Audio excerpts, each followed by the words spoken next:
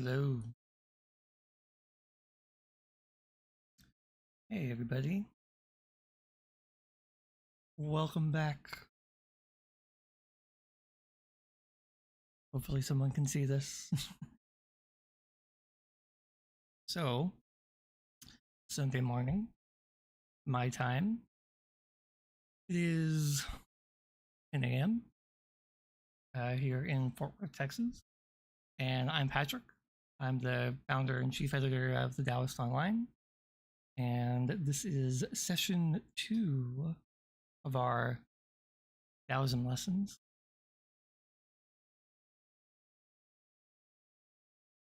All right. So, for those who may not have seen session 1, since it didn't get recorded, what we're doing is we're going through a book called 365 Tao, which I had and is now somewhere, but I have it digitally. So, as you can see on the side of our screen here, that is the book, so we can all follow along. 365 Tao is a daily meditation guide by a gentleman named Deng Ming-Dao. Each chapter is very short, just a quick verse, words of wisdom, and then a explanation of those. And we're going to get to those today, of course. But what I thought I'd also do, since this is the first one going live, is I want to take you through some basics as well. I want to talk about the books that I started with, some of the foundational texts, and we'll go from there. So, this tiny little book, this is the Tao Te Ching, translated by Stephen Mitchell. This is the pocket version. It's very small. There's a larger version of this, but this is the Tao Te Ching is the seminal text written or collected about 2,500 years ago, give or take a few hundred years, depending on where you're starting. The legend has it is that this was written by a wise man named Lao Tzu. Lao Tzu actually translates into wise old man, like a wise man, old man. So there's some debate on whether or not he existed, but I like to believe he did. The story goes is that he was kind of fed up with all the war in the kingdom at the time and left to leave it all behind. And when he did, a guard stopped him at the gate and said, "Would you please write down any parting wisdom you have for us?" And one night he wrote 81 poems, verses, and we call it the Tao Te Ching, or the Way, as you'll kind of hear it translated most of the time. Book of the Way. So yeah, I use the word translation loosely for Stephen Mitchell. He even kind of admits that it's more of an interpretation than it is a direct translation. What he really tried to do, and the reason why you'll find this most often, is that he takes a lot of these concepts that are intentionally contradictory and smooths them out into more modern phrases. So that can be a little difficult to come to grips. Like, why would you do that with a sacred religious text? But he did. And if it's the book I started with, which is why I show it to everybody. There's an audiobook with him narrating, which is just fantastic. I used to listen to the audiobook on the way to work every day. You can actually just go to YouTube, like up in the top corner here, and search for it, and you'll find the whole audiobook. I don't condone piracy, But I'm not the one who did it either, so you might as well take advantage of it before it gets taken down, right? But it's been there for years, so I highly recommend it. If you want a more accurate translation, my favorite is this guy. This is the Dao De Jing translated by Guy Fu Feng and Jane English. I love this one. This is definitely a good second one, I would say. It was written back in the 70s. Jane English was a scholar who partnered with Guy Fu Feng, who's a Taoist priest, I believe, and they sat together and kind of individually, line by line, tried to make a accurate English translation. And there are dozens of translations of this. I mean, these are just two of, I would say, like 100, or more. Yeah, if you're looking to kind of get started, then Stephen Mitchell is where I'd go, and then you can go up from there. Derek Lin, I don't have a physical copy of his version, but Derek Lin actually has a YouTube channel where he goes through chapter by chapter, and I highly recommend his YouTube channel. It is amazing. His translation is also very accurate, very literal. It makes it a little harder to understand if you're new, because the language, ancient Chinese doesn't always translate perfectly into English. Neither does any language, really. But he does a good job in his YouTube series of really breaking down the concepts, breaking down the words, talking about the translations and how he got there. It's really cool. Derek Lin is who I would go check him out too. Okay, one more book to talk about before we get into the chapters for today. This is a really cool book. The second text that most people go to for Taoism is called Zhuangzi. Zhuangzi was a gentleman who lived more or less after. There's some debate. Since we don't really know if Lao Tzu was a real person, then there's some debate whether or not they lived at the same time. He does seem to reference Lao Tzu. But this is actually a comic book version of Zhuangzi by C.C. Sai. Let's show you. So what this gentleman did is take the chapters and lessons of Zhuangzi and animate them. It is super cool. It's really fun. Some people like Zhuangzi better than Lao Tzu. Zhuangzi is funny. His intentionally, he picked names that don't make any sense. That he would never pick names like that, like animals. He calls people by like weird, strange animal names. But yeah, it's funny. It's really taught through, I would say, humor, in much more narrative style, while Lao Tzu is much more poetic, much more mysterious in his writing. So yeah, those are the three books I wanted to show you guys. Oh, you know what? I do have today's book. Yeah, it was buried under the other books. So this is 365 Tao by Deng Ming-Dao. Last week, we started on chapter 1. So we're going to go here. You should be able to see this. There you go. Very cool. Hooray for Amazon. All right. Let's talk a little bit about chapter 2. And I do see the chat, so if you guys have questions, please let me know. All right. Chapter 2 was about absolution. The poem for the chapter says, washing at dawn, rinse away dreams, protect the gods within, and clarify the inner spirit. This chapter talks a lot about your kind of looking within to find yourself. I've written a little bit about this on our Medium publication, the Taoist Online. In Taoism, it's really all about your internal nature, right? We're going to hear about that a lot, probably every lesson. It's about looking within.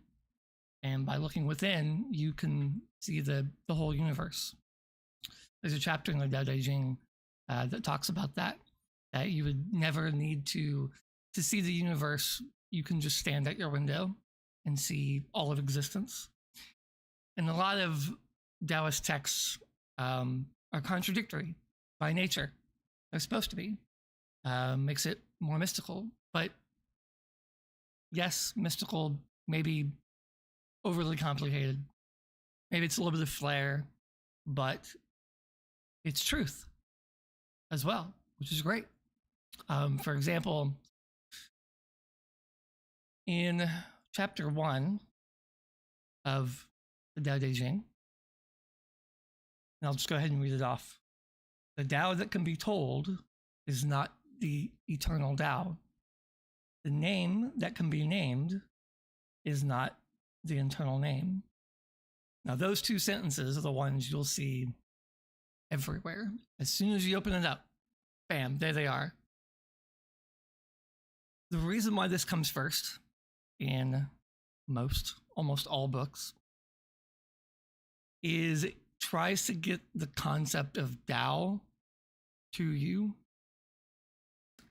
And that is to say that we are not capable of comprehending the Tao or talking about it, right? The word, the phrase Tao is not its real name. It's just what people came up with to convey meaning. And what you'll learn a lot about in Taoism is the idea that you can be overly knowledge, that you can learn too much. You can learn so much that perhaps it interferes with your natural state. And that's what this is getting at, right? The name that can be named is not the eternal name. So, like, you're not going to fly out into space and go meet the Tao, and the Tao's like, yep, that's who I am. That's my name. Thanks. Nope. That's not how that works in this one. And that's what the first verse is about too. The Tao that can be told is not the eternal Tao. So your describing it in words does not accurately convey what Tao is, right? What it truly is. We can kind of describe the effects of it. We can see its manifestations if you look a little bit further down that chapter. But we can't describe what it really is. That being said, they wrote the book to try to describe what the Tao is.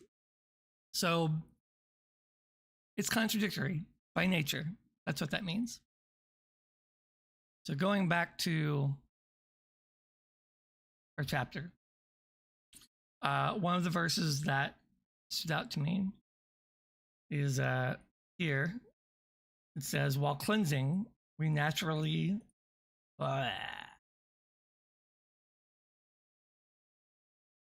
cool.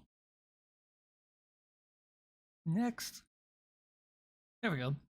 It is believed that there are 36,000 gods and goddesses in the body. If we continually eat bad foods, intoxicate ourselves, allow filth to accumulate everywhere outside or inside of ourselves, then these gods abandon us and are disgust. I understand a lot of people look at Taoism as a philosophy, and that's fine. Christianity can be viewed as a philosophy. But if you've been raised Christian, you probably know that that's not what Christianity was meant for. right?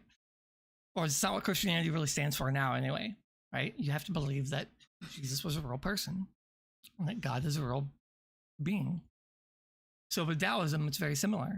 If you go to China and you find a Taoist and then ask them, are there gods? Of course they would say yes. There are several gods in Taoism. Now, if you ask, let's say, a Westerner who's a Taoist, and they say, is the Tao a god? They'd probably tell you no. Say it's more of a force of nature. So which one's true? I guess that's up to you. But I can tell you the deeper you go into Taoism, especially in the texts that came after Zhuangzi and Lao Tzu, you will find gods pretty quickly, and lots of them. So it's up to you. It's up to you to read and educate and learn what you want. And that's the great part about Taoism, because it is intentionally vague and contradictory.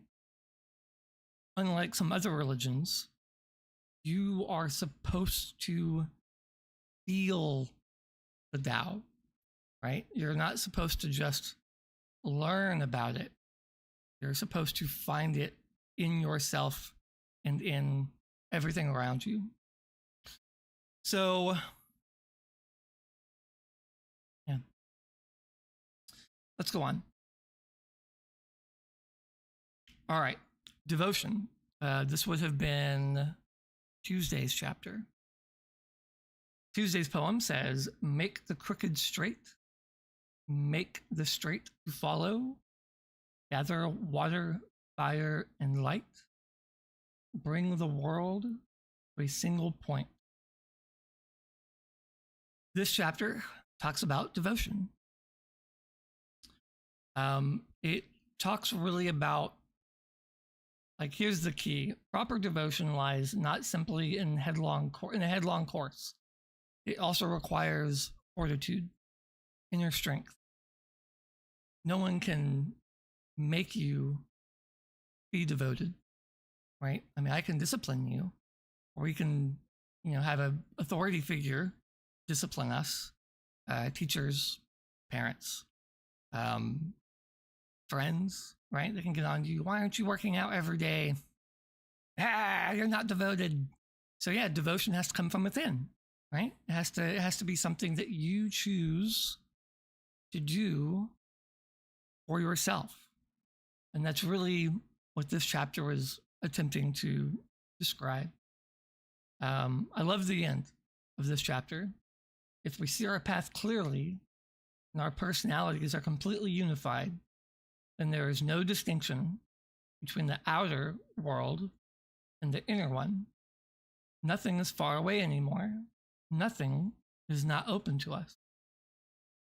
That is why it is said that the world is like a single point, so strong is its devotion that there is nothing that is not a part of it.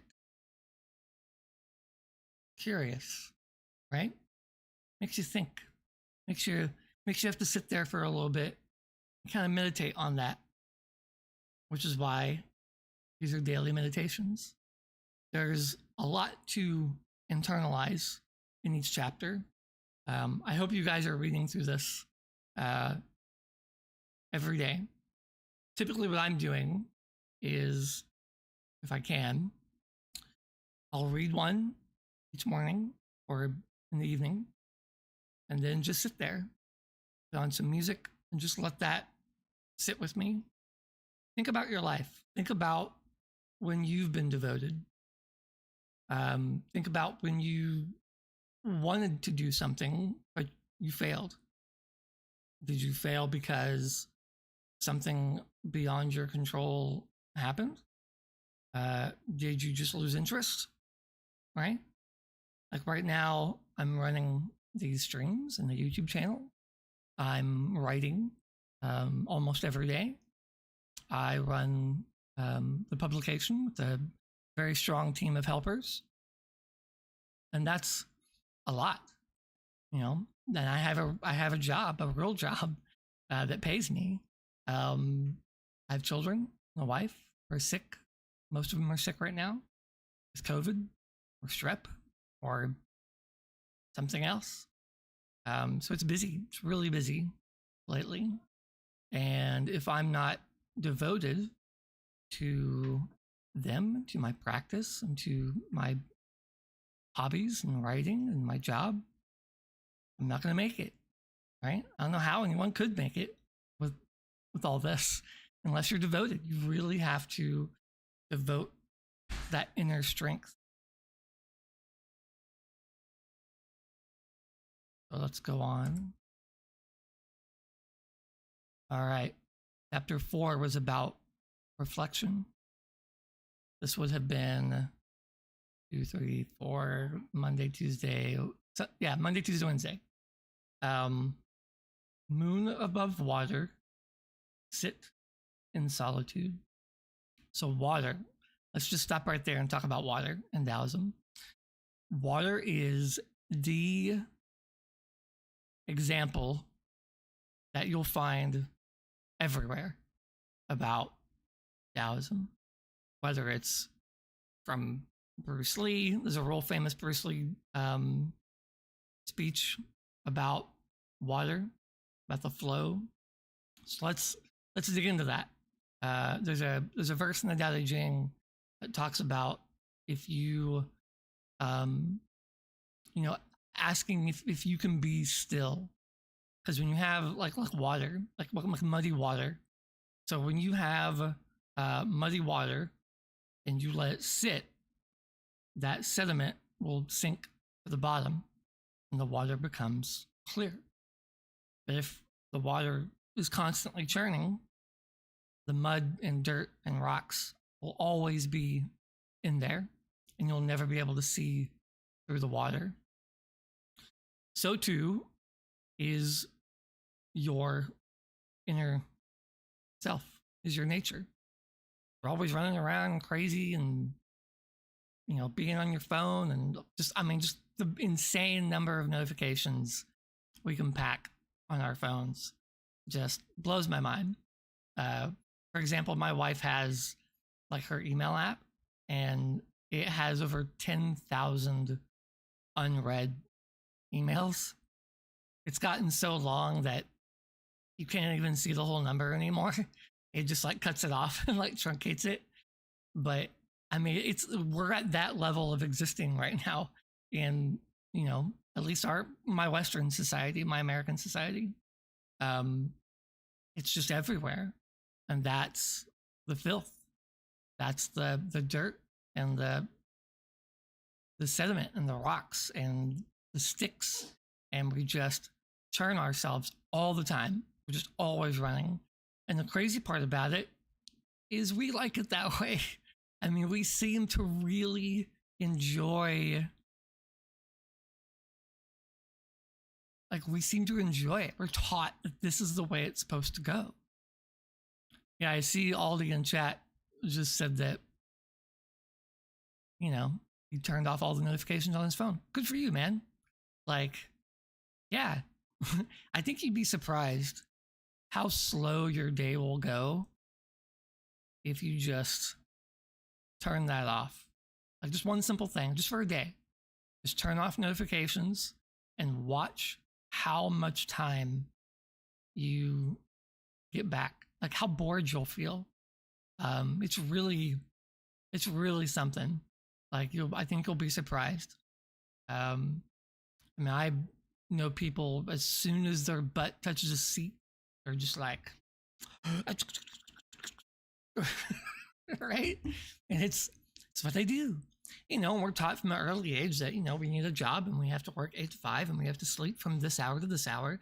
We wake up and we have breakfast, and breakfast consists of these foods, and then we go to work, and then lunch consists of these foods because you don't want to be unhealthy. And then you come home and a dinner and you have a hearty, some sort of meat, but not too much meat, but you can have this amount to drink, and it's just, and you go to sleep at this time, and it just starts over every single day, all day long. And you have to go to college, and you have to get married, and you have to have kids, you have to have a job, and you have to have a house, and a car, and you have to own all these things and borrow money and be in debt.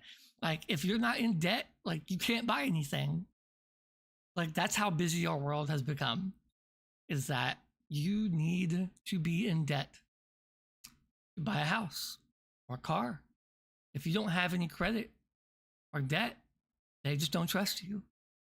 And how backwards is that? So here, we find the example of water.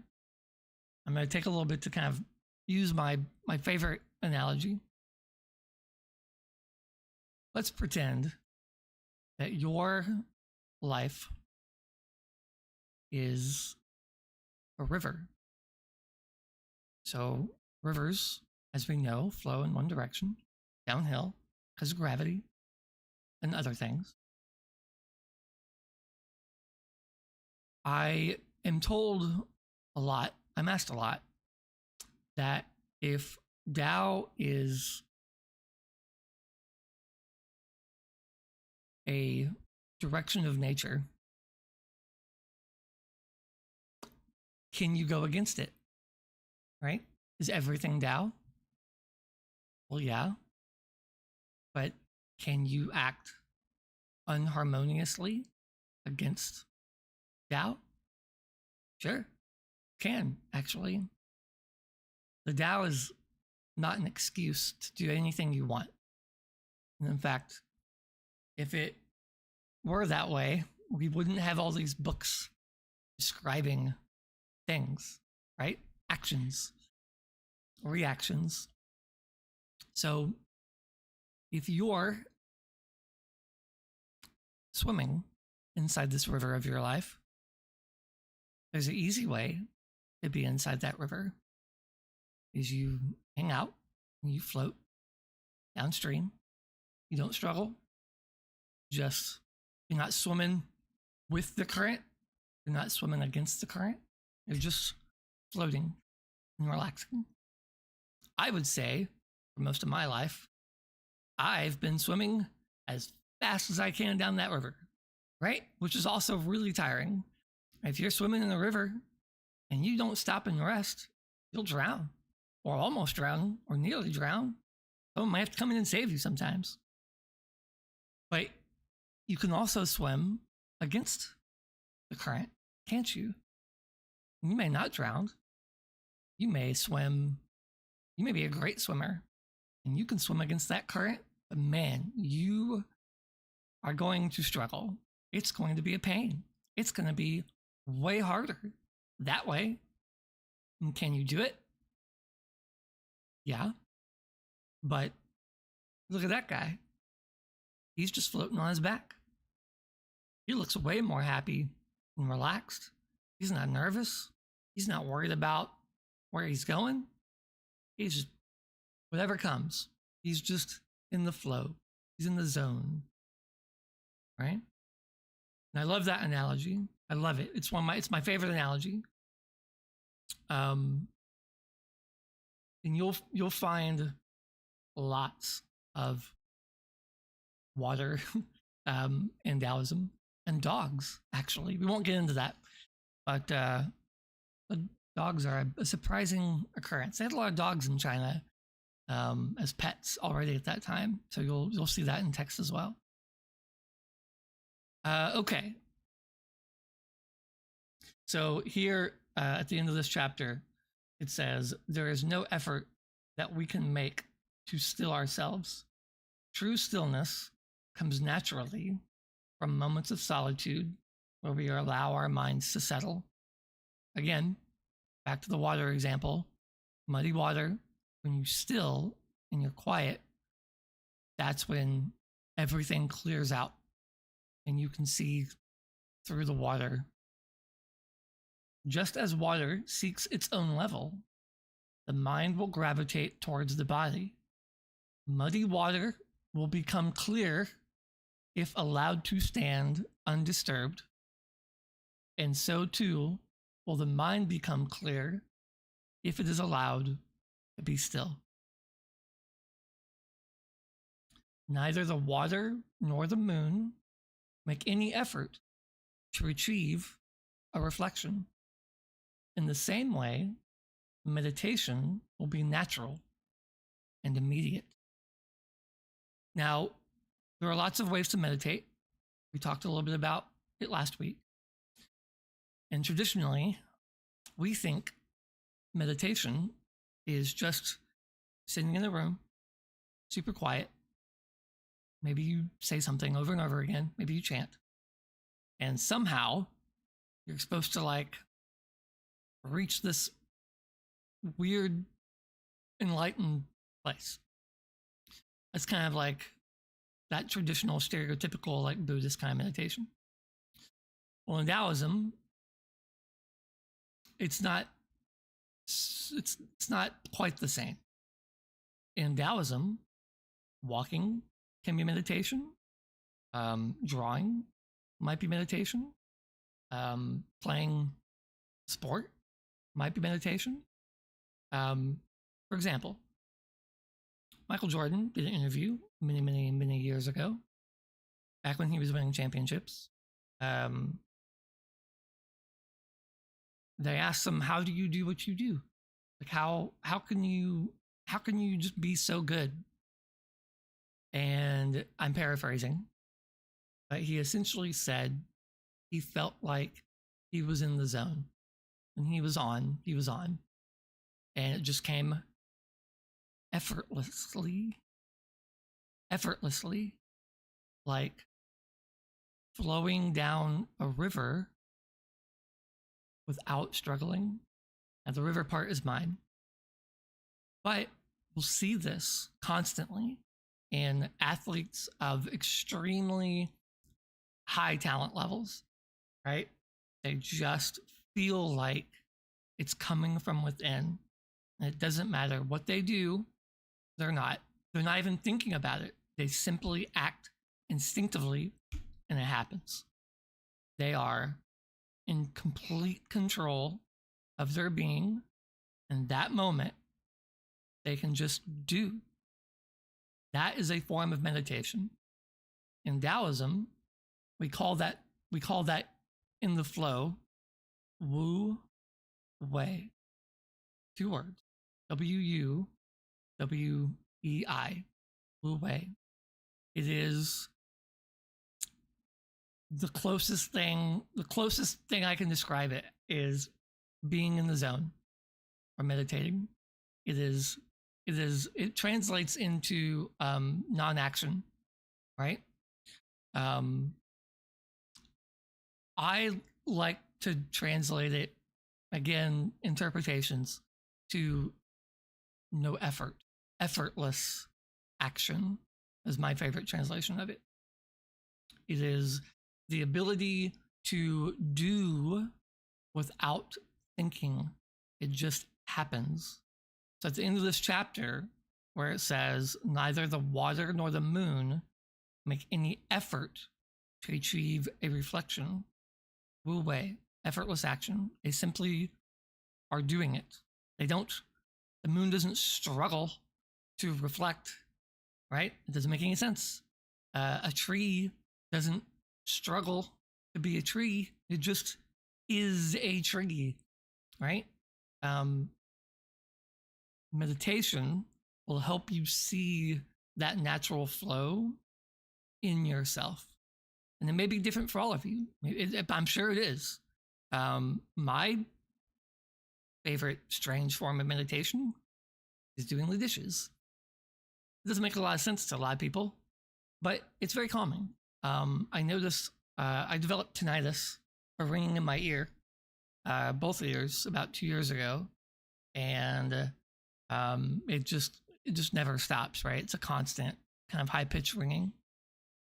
And I noticed at the time that there was really only one way I could, one activity I could do where I just didn't think about it anymore, right? I was just so focused on something that everything else just faded away. And that was doing dishes. I don't know. Can't describe it. And still to this day, I do dishes every day. That's one of my chores around the house because I work from home. Just that running water, and you're focused on getting that stuff as clean as humanly possible. Yeah, it's my form. It's the 20 minutes out of the day that I don't have to do anything else. I'm not thinking about anything else. Work doesn't matter. My kids are off doing something. And just for 15 minutes, just give me the chance to do my dishes. Yeah. So that's what meditation can be, right? That's what your wu wei, your flow state, your in the zone can do and can be for you. Chapter 5 was called Sound. Wind in the cave, movement in stillness, power in silence. I'm going to read this one for you guys. In a cave, all outer sounds are smothered by rock and earth, but this makes the sounds of one's own heartbeat and breath audible. In the same way, contemplative stillness turns us away from everyday clamor, but allows us to hear the subtle in our own lives. When listening, not with the ear, but with the spirit, one can perceive the subtle sound. By entering into that sound, we enter the supreme purity. That is why so many religious traditions pray, sing, or chant as a prelude to silence. They understand that the repetition and absorption of sound leads to sacredness itself. The deepest sound is silence. This may seem paradoxical, contradictory, only if we regard silence as an absence of life and vibration. But for a meditator, silence is sound unified with all of its opposites. It is both sound and soundless. And it is in this confluence that the power of meditation emerges. So again, we have that paradoxical language. Have you guys ever studied sound or light or waves? I was a music major at the University of North Texas for a couple of years. And in our music theory class, we learned that a single note is not actually a single note. It's called the harmonic series. And when you look at the vibration of a piano string or any string, you can actually find inner vibrations within those strings. In fact, on a guitar, you can play these harmonics by gently putting for me, it would be my left hand on the fret, but not enough to push the string down, just enough to hover it right above the string and then pluck the string. And what you'll hear is, rather than the E string, you'll hear the harmonic of the E string. That could be an octave, could be a fifth. I won't go. If you guys have studied music, it's made up of many different notes. You can also hear it really well in a bell tower. If you're by a church, or if you're by a college campus, for example, and you hear actual bells, you can hear the harmonics inside the bell chime. Typically, they sound like dark minor tones are usually brought out. Now they have decided they've started to design bells to where those minor tones become major tones to make the bells sound a little happier. So that's why when you hear like a happy song played in church bells, it sounds kind of dark and like creepy. It's the minor harmonics coming out of those tones. But back to here. When it talks about the deepest sound is silence, and that silence is sound unified with all of its opposites, does that seem to make more sense now? Like, if we take what we scientifically know about vibrations of sound, that's what they're getting at. It is as scientific as it is spiritual. sound, especially for me, and the way I had to deal with my tinnitus is that for a long time, I didn't want to hear the ringing anymore, right? You just want to go back to the absence of sound. But what I had to do was convince myself of this, that silence is not the absence of sound. Silence is all sound together. So the universe for me sounds like 1800 megahertz plus plus 1100 megahertz over here and 1800 over here. That's what the universe sounds like. If I sit still in a room that's quiet, that's the sound of the universe now for me and for a lot of people. And just because you don't have ringing in your ears doesn't make this any less true. The universe sounds like wherever you are. Awesome. Next. Yeah, the dark sound of church bells. Yeah, it's super cool, isn't it? I love it. I miss those bells. I lived by either on campus or by campus for 7 years. And you could hear the bells from the clock tower at my apartment. It was fantastic, actually. All right, 6. This would be Thursday. Emerging. Thunder and rain at night. Growth comes with a shock. Expression and duration appear in the first moment. This chapter talks about stillness. Yeah, it is. Yeah, 1100 megahertz is close to D6. I think it's an E key, is what I was hearing. But anyway, digress.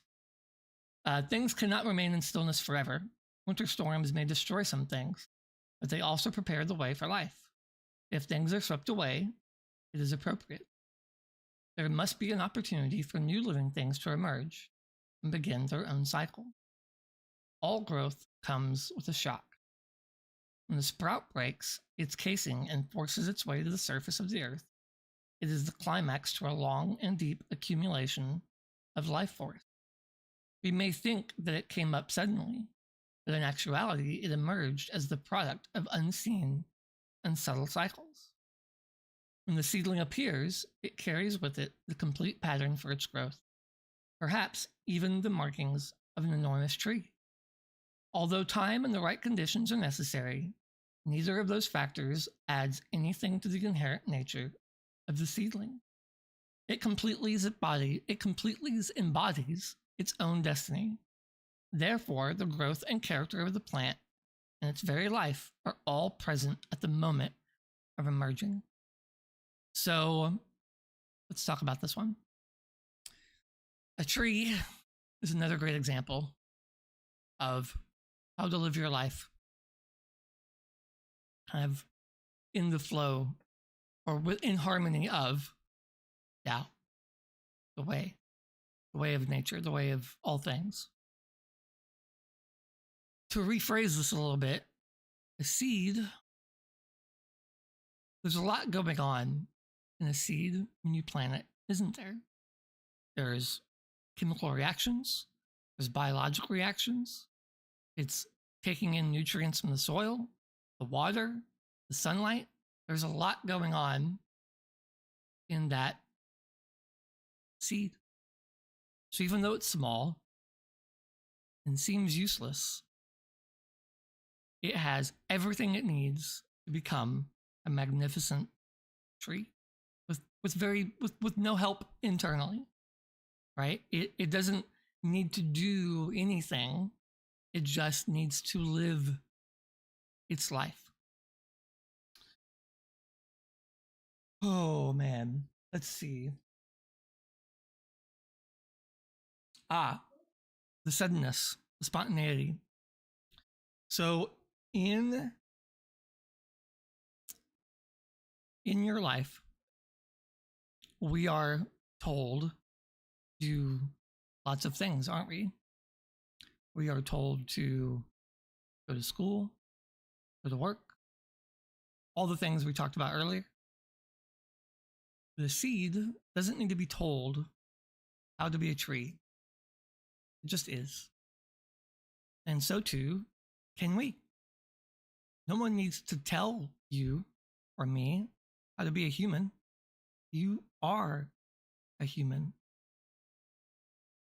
One of the things I don't enjoy about my culture is that we have this notion that we're somehow broken, right? That but somehow nature messed up. Maybe God messed up, or whatever deity you think exists or you believe in, maybe they messed up, right? That there's no, or maybe through some, form or action of mine that I am broken, which is the most untrue statement you could possibly say about yourself. It's damaging, isn't it? I mean, think about, anxiety disorders and eating disorders and all the diagnoses, the mental diagnoses we have now that teach us that we are not correct human beings. Imagine you walked out to a tree and this tree grew sideways, right? It came up, went like this, and got to better sunlight. Maybe there was a building in the way or something, right? So it has to grow this weird kind of crooked way, and there are a bunch of knots in it, right?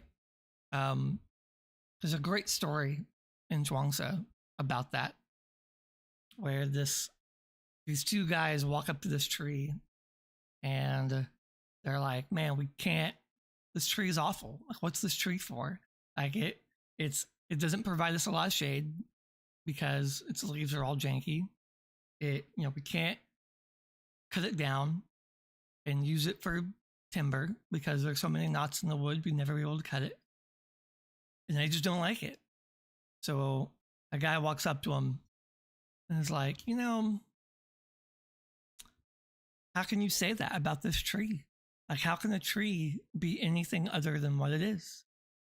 Like, I can sit on this tree as a stump, or as I can, since it grows all crooked, you can sit on it.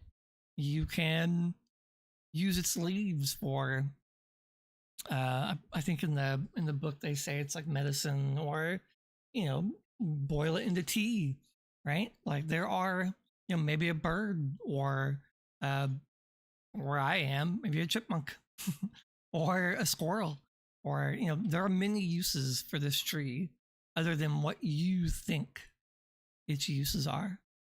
And so too are we. There are many uses for us. Like we are more than the sum of our parts.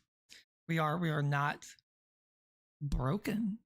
You grew exactly the way you were going to grow. And that's it. Worrying about yesterday is regret. Worrying about tomorrow is anxiety. Focusing on today is today.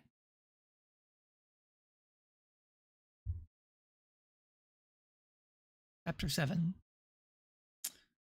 This is, let's see, let me use my fingers. Monday, Tuesday, Wednesday, Thursday. Let's see, Monday, Tuesday, Wednesday, Thursday, Friday, Saturday. Cool. So this is it.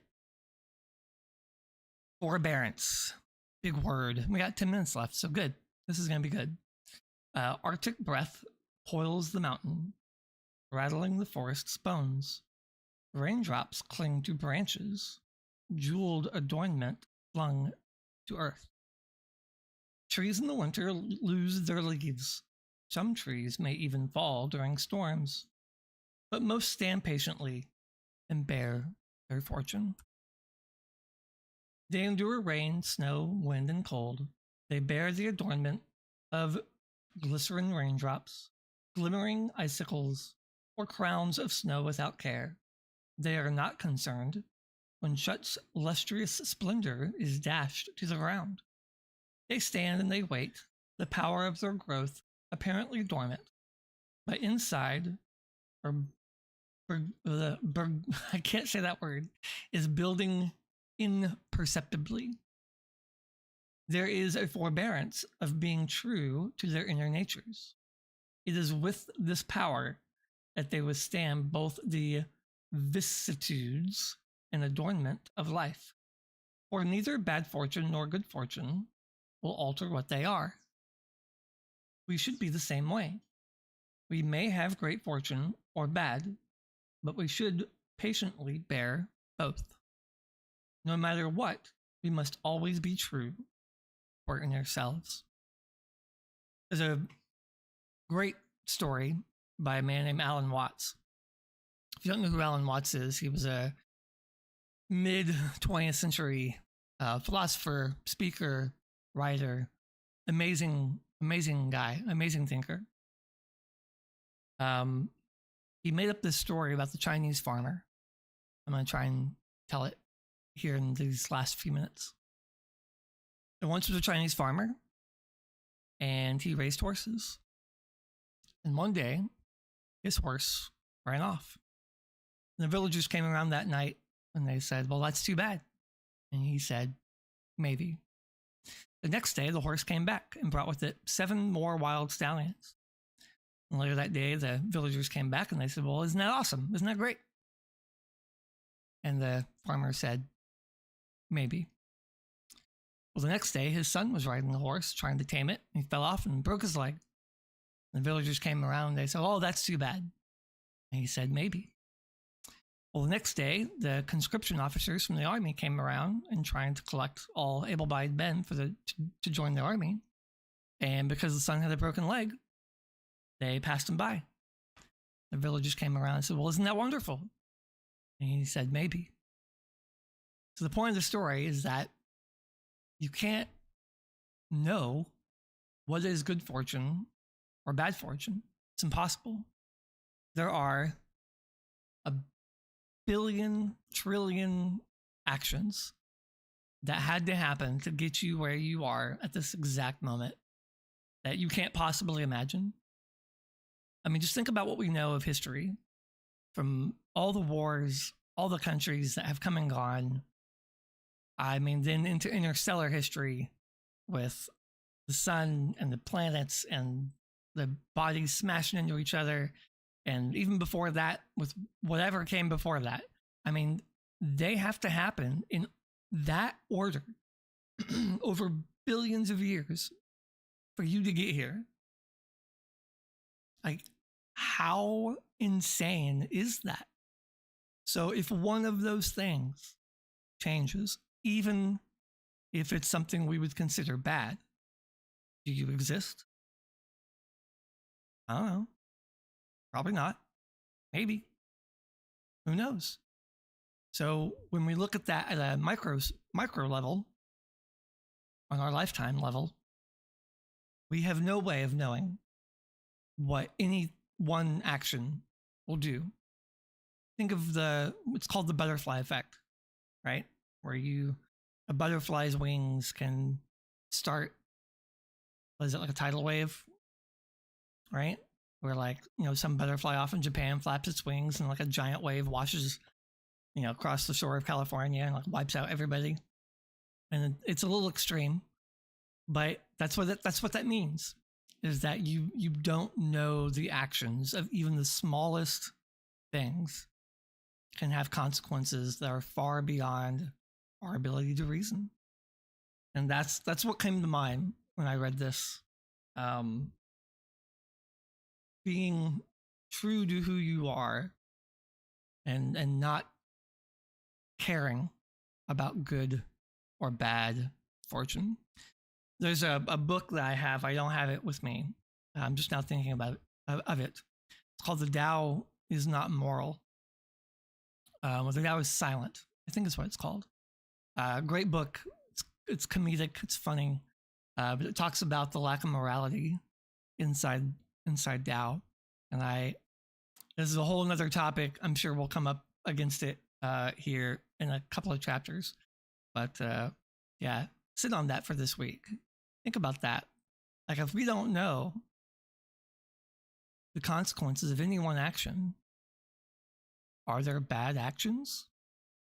Can we categorize good and bad?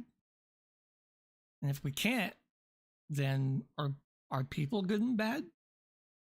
We'll talk about that next time. Well, hey guys, I appreciate it. We're out of time for the day. I really, really appreciate you guys coming today. I'll be here next week, same time here on YouTube. Subscribe.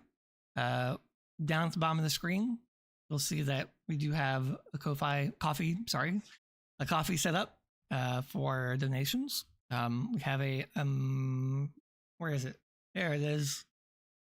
We have a merch store. It's all backwards. There it is. The Taoist Online.org is our website. You can check us out there. We're going to start doing some really fun things for the community. We have a lot of goodies coming up soon. Maybe some contests, writing contests, maybe some rewards. But you can check that out all on the TaoistOnline.org. Thanks, guys. I will see you next time. Bye.